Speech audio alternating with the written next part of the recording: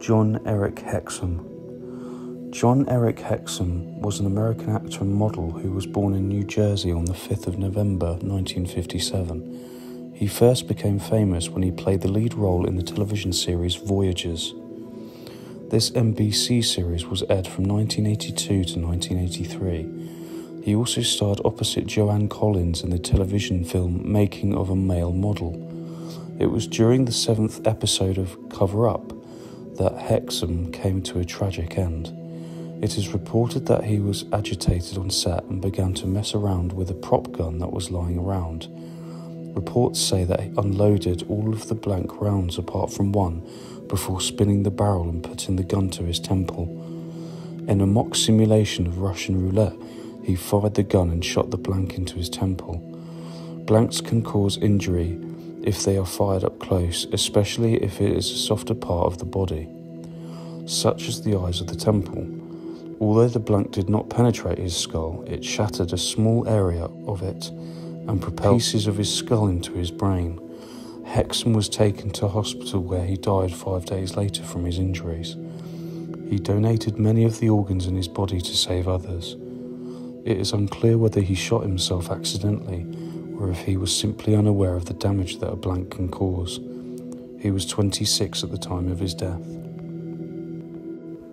Graham Parsons. Graham Parsons was a rock and country musician who was part of the group The Byrds and also performed as a solo artist. On a trip to Joshua Tree National Park in California, his friends found him unresponsive. He had died as a result of morphine overdose. It was never clear whether this was accidental or intentional. However, his mysterious death is not the end of the story. His family arranged for his body to be flown back to Louisiana for his funeral. Some of his friends believe that this was because his father wanted to inherit Graham's estate and needed his body back to prove he lived there.